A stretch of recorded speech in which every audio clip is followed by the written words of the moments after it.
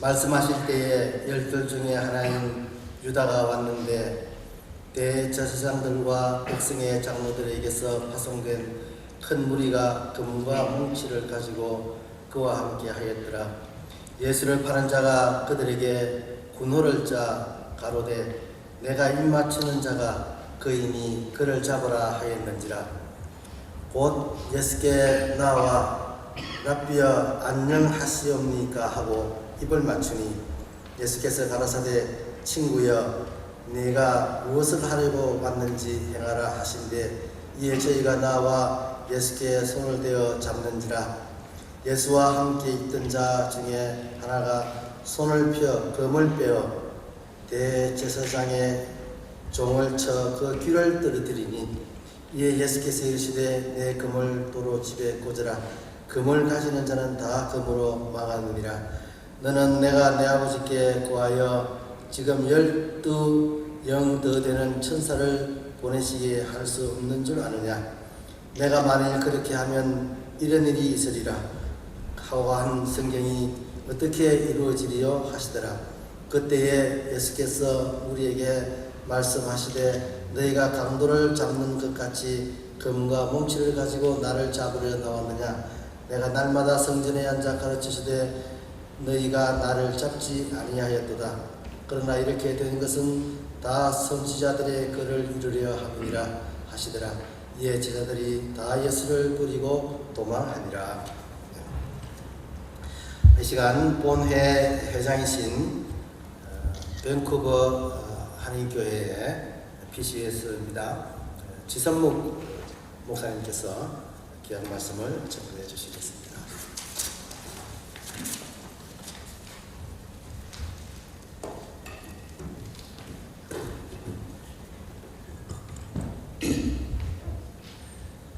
먼저 양해를 드릴 것은 제가 주일 저녁에 포틀랜드를 출발해서 LA를 거쳐서 시드니를 통과해서 오후에 여기에 도착을 했습니다. 제가 본래 먼지 엘러지가 좀 있는 사람이 돼서 기침을 자꾸 하게 되는데 너무 염려하지 않으셔도 됩니다. 엘러지 때문에 기침을 하는데 또 비행기를 장시간 타다 보니까 지금 오른쪽 귀가 전혀 이렇게 멍해서 아직도 잘 들리질 않습니다. 제가 지금 소리를 내는 것이 어느 정도 소리를 내는지 제가 가늠을 못합니다. 혹시 소리에 조절이 되지 않더라도 양해해 주시기를 바랍니다. 어떤 사람이 왕들의 평균 수명을 조사해 봤다고 합니다. 로마 황제들의 평균 수명은 35세였습니다. 천자라 불리우던 중국 황제들의 평균 수명은 39세였다고 합니다. 그러면 한국 조선 왕들의 평균 수명은 얼마였을까요? 43세라고 합니다. 잘 아는 사람 어디 있습니까? 한국 드라마 대장금에 보니까 맛있는 건 왕들이 다 먹더구만요. 그런데 왜 그런 사람들이 단명을 합니까? 후궁이 많았기 때문이다? 그건 과학적 근거가 없답니다. 연구한 사람들의 말에 의하면 주된 원인은 왕들만이 갖는 중압감, 즉 스트레스 때문이라 그렇게 말을 합니다. 그런데 심리학자들의 말에 의하면 대체로 목적 의식이 없이 살아가는 사람이 스트레스를 더 많이 받는다고 합니다. 그렇다면 삶의 목적을 분명히 해야 합니다. 왜 사는지, 무엇 때문에 사는지. 현대인들이 자주 쓰는 말 가운데 역사의식이라는 말이 있습니다. 왜 역사의식이 중요합니까? 역사를 어떻게 바라보느냐에 따라 그 사람의 삶의 오늘과 내일이 결정되어지기 때문입니다. 그렇다면 역사의식이 분명해야 합니다. 성경은 역사의 주인은 하나님이시라고 말합니다. 나아가 역사의 도구와 그리고 소망이 무엇인지를 우리에게 교훈하고 있습니다. 성경은 역사의 주인은 분명히 하나님이라고 말합니다. 인간은 하나님의 형상대로 지음을 받았습니다. 그렇다면 역사 앞에 내가 존재한다는 것은 무슨 의미가 있습니까? 역사의 도구로 살아간다는 말입니다. 그렇다면 해외 한인교회가 두건 민족과 인류의 화해와 회복을 위해서 우리는 남은 자로 살아가야 합니다. 그리하려면 목적의 전환이 필요합니다. 방법만 바꾸는 것은 아무 의미가 없습니다. 마음속 깊은 곳에서 일어나는 변화, 그것이 선행되어야 합니다. 사람은 누구나 60이 넘으면 4살 때 먹던 음식이 생각난다고 합니다. 아무리 맛있는 음식을 해주어도 자꾸 옛날 어머니가 해준 것보다는 못하다, 자꾸 그렇게 투정을 한다는 것입니다. 그래서 그런지 저도 요즘은 옛날 짜장이 그립습니다. 우리는 지금 고도의 과학 문명 속에 합리주의와 과학적 구조 속에 살아가고 있습니다. 그런데 내적으로는 여전히 봉건적이고 미신적입니다. 주인 의식이 없이 살아갑니다. 왜 그렇습니까? 의식이 바꾸어지지 않았기 때문입니다. 환경도 바꾸어봤고 생활도 바꾸어봤지만 아직도 의식이 바꾸어지지 않았습니다. 주께서 말씀하십니다. 회개하라, 천국이 가까웠느니라. 회개란 의식의 전환을 뜻합니다. 삶의 방향을 전환하는 것입니다. 그리스도인이 됐다는 것은 방법과 방편만으로 전환이 되는 것이 아닙니다. 목적의 변화를 의미합니다. 그렇다면 이제 우리도 바울처럼 고백할 수 있어야 합니다. 이제는 내가 사는 것이 아니요 내 안에 계신 그리스도가 사시는 것이라. 전에는 빈부에만 관심이 많았습니다. 이제는 성결에 관심을 가져야 합니다. 전에는 성공에만 관심이 있었습니다. 이제는 내가 어떤 존재인가를 깨달아야 합니다. 여러분, 다윗처럼 고백할 수 있습니까? 여호와는 나의 목자이시니 내게 부족함이 없으리로다. The Lord is my shepherd, I shall not be want. 오직 그만이 나의 소원이요 그만이 나의 목적이라는 말입니다. 그걸 알아야 합니다. 마음은 감정의 처소가 아닙니다. 지식의 근거입니다. 그러므로 우리는 마음을 주께 드려야 합니다. 그리고 몸을 제물로 바쳐야 합니다. 십자가에 못 박아야 한다는 말입니다. 이러한 사람은 내 뜻과 내 생각을 주장하지 않습니다. 그렇다면 디아스포라, 화해와 회복을 위해서 남은 자로 살아가려면 우리는 어떠한 자세로 살아갈까요? 오늘날 이 불안의 시대에 우리가 받는 도전은 무엇입니까? 이 땅에 평화를 심는 것입니다. 오늘 본문에 보면 우리가 잘 아는 대로 가룟 유다가 예수님을 팔려고 겟세마네 동산으로 올라옵니다. 이때 베드로가 검을 빼서 대제사장의 종 말고의 귀를 쳐서 떨어뜨립니다. 이때 예수님이 어떻게 하십니까? 말고의 귀를 다시 붙여서 낫게 하십니다. 그리고 베드로에게 말씀하십니다. 내 검을 도로 집에 꽂으라. 이것은 단순히 비폭력만을 가르치는 말씀이 아닙니다. 어떻게 하면 이 땅에 평화를 심을 수 있을까 고민하는 우리에게 주님이 주시는 또 하나의 교훈입니다.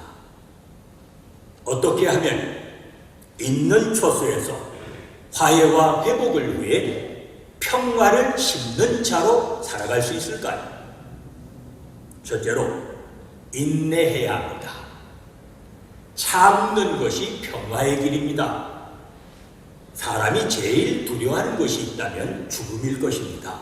그런데 예수님은 그 죽음 앞에서도 참으십니다.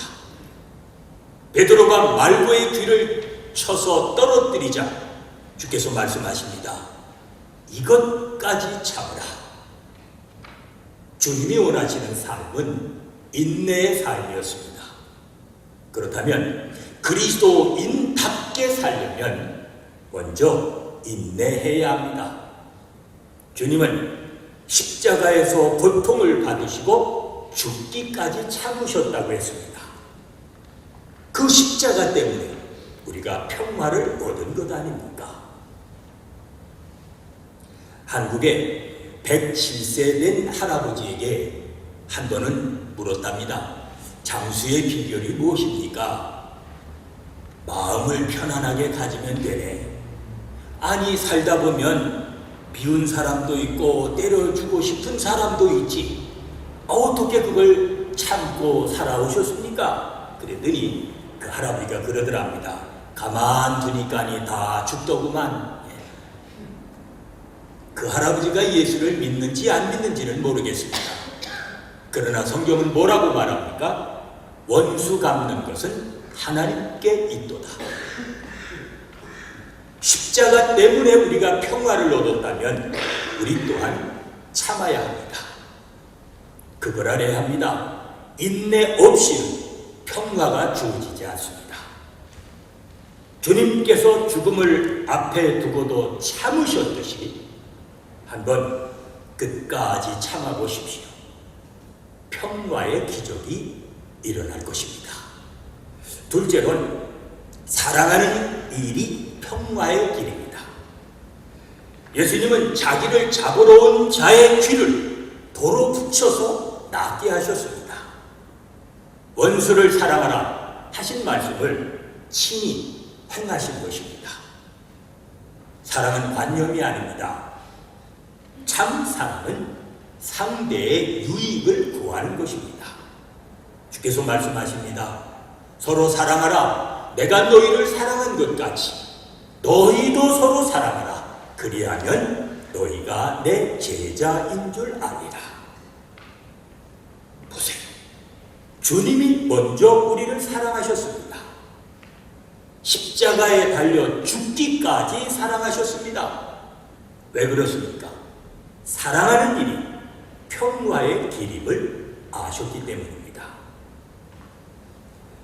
신학자 제임스 마펫이라고 하는 사람이 The Day Before Yesterday라고 하는 책에서 신앙생활이란 한마디로 미치는 생활이라 그렇게 말했습니다.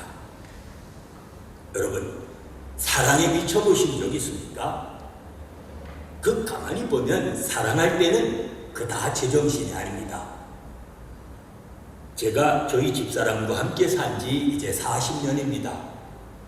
결혼한 후에 제가 안 일입니다만은 결혼 전 3년 연애하면서 제가 수십 통의 편지를 썼는데 그걸 다 보관하고 있었습니다.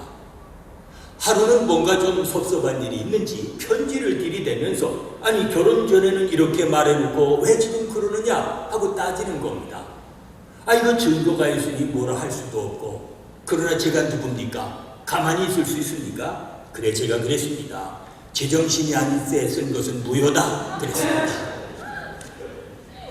지금도 그때 그 편지를 보면 정말 제정신이 아니었습니다. 여러분, 사랑에 미쳐보세요.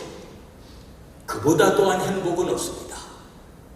화해, 회복, 평화, 결국은 이 모두가 어디에서 오는 것입니까? 사랑입니다.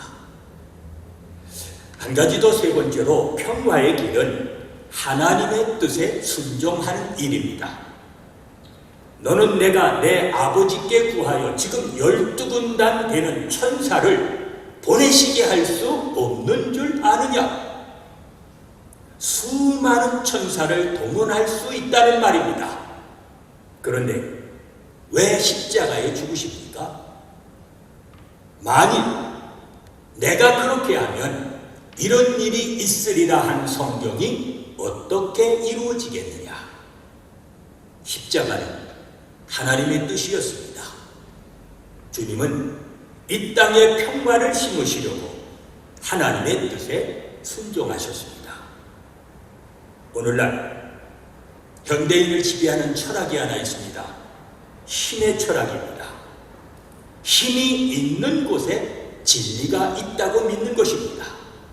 부끄럽게도 교회마저도 힘을 과시하는 시대입니다.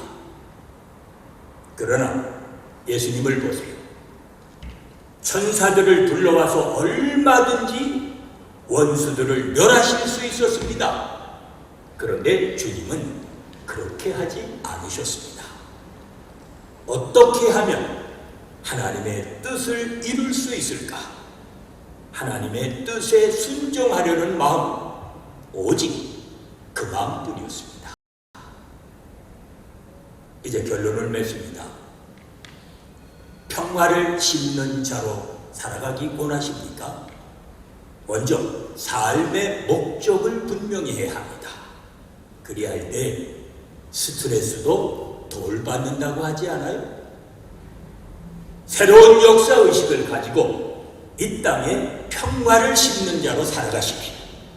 디아스포라, 세계 곳곳에서 흩어져 살아가는 하나의 동포로서 화해와 회복을 위해 남은 자로 살아가십시오. 그리하려면 먼저 인내하며 살아가십시오. 서로 사랑하며 살아가십시오. 하나님의 뜻에 순종하며 살아가십시오. 그리하면 이 땅에 평화를 심어 그 평화를 많은 사람과 함께 나누며 살아가는 복 있는 삶이 되어질 것입니다. 기도하십시다.